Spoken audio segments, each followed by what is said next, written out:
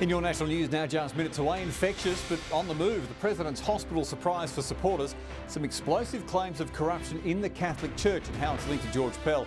And the big budget news set to put money back in our pockets straight away. Good evening. In an extraordinary campaign moment, America's COVID-positive president has left his hospital room for a drive-by tour to thank fans outside.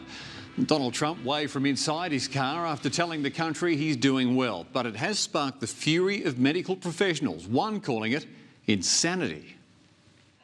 Mr. President! Infected and on the move. He is a hero, that man! The president out of isolation and out with supporters for another 4 years. We love the USA and we love what's happening. Thank you. Ash Maloney's outside the President's hospital. Ash, the White House says his drive-by was actually okayed by doctors there. Good evening, Daniel. Yeah, the White House put out a statement late this evening defending the president's COVID drive-by, saying that they took necessary precautions, that those in the vehicle were wearing PPE. Still, there has been swift condemnation from doctors to continue his treatment at the White House. Appreciate the update, Ash. Thank you. Well, millions of Aussies will receive a boost in their take-home pay almost immediately following tomorrow's federal budget, which will bring forward some tax cuts. Pensioners will also be given cash handouts and businesses more incentives to hire staff, all aimed at creating jobs and beating the recession. A photographic moment to treasure at the Treasury before the Treasurer's big day and night. Tomorrow night's going to be all about jobs. Or a more important one.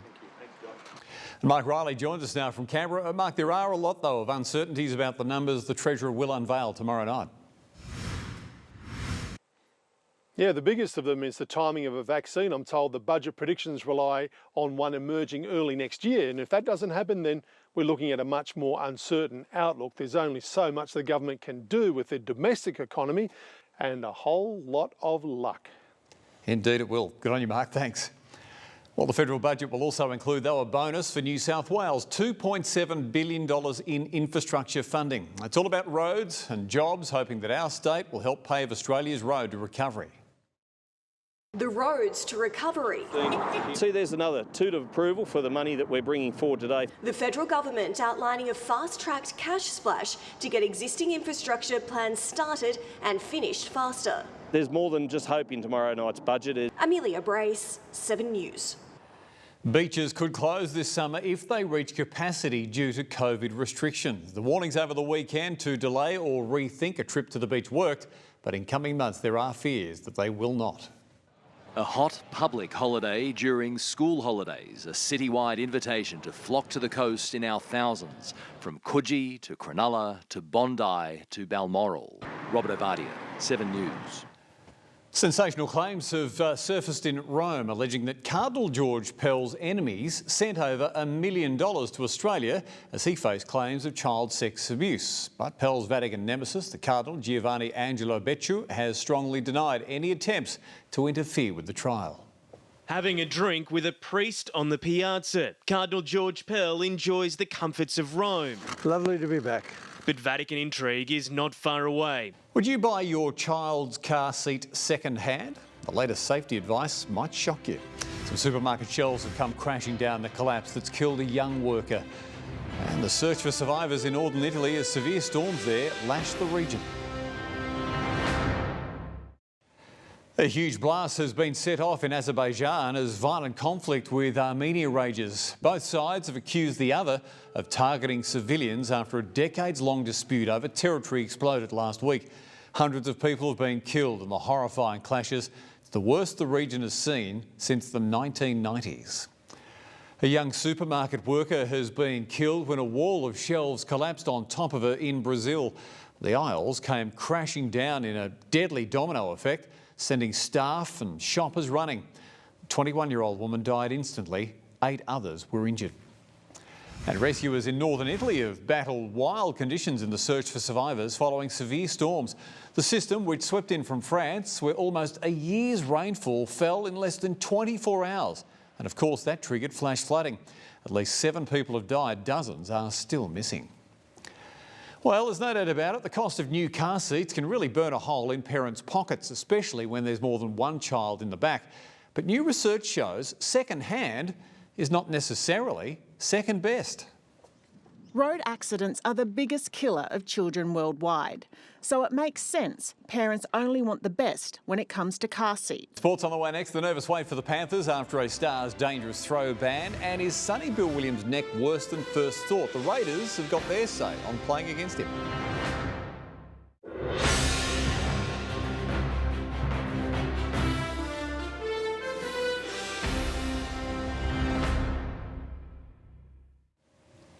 The Raiders say they don't care if Sonny Bill Williams is in or out of Friday night's grand final rematch. After missing the loss to Penrith with a neck injury, Sonny Bill's no certainty to return for the Roosters in the Southern Debt final at the SCG.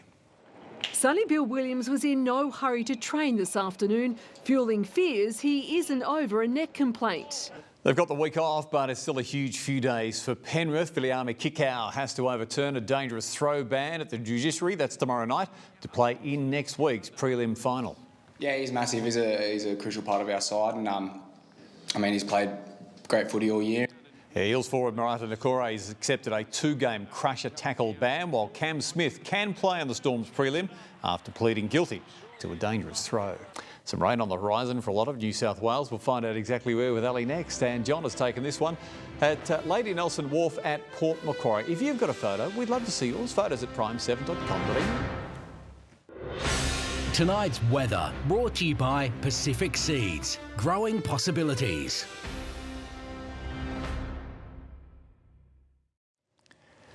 Well, just when you thought it was sort of spring/summer-like, the rain's coming, Elly Wicks, and it's sort of turning it on its head a little bit. Yeah, that's right. A lot of rain could be heading our way. Well, good evening again.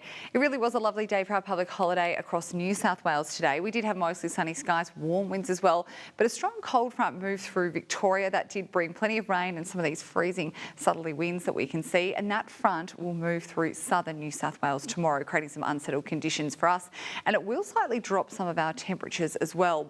A trough over the inland, that looks to bring plenty of moisture to western New South Wales, but not until the back half of this week. But if we take a look at where that rain will be directed towards, the heaviest of falls are looking a little bit further south of New South Wales. So parts of Albury and the Riverina might see up to possibly a month's worth of rain, while central areas like Orange might only see up to maybe 10, possibly 15 millimetres depending on storms. The northeast will have hit and miss showers. It'll be pretty dry on the coast, but you'll have a better chance of rain next week.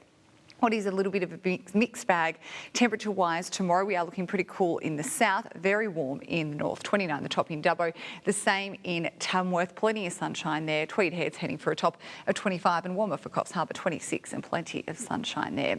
And taking a look across the country, we've got storms for Darwin, 33, some heavy rain and just 14 degrees in the Alice. It's looking a little bit nicer in Sydney, but cloudy tomorrow and 22 degrees. 19 for the nation's capital. Good on you, Elly. There you go. Thanks again for that. Appreciate it. That is your news for this Monday, the 5th day of October, and my Nan's 92nd. Happy birthday, Nan.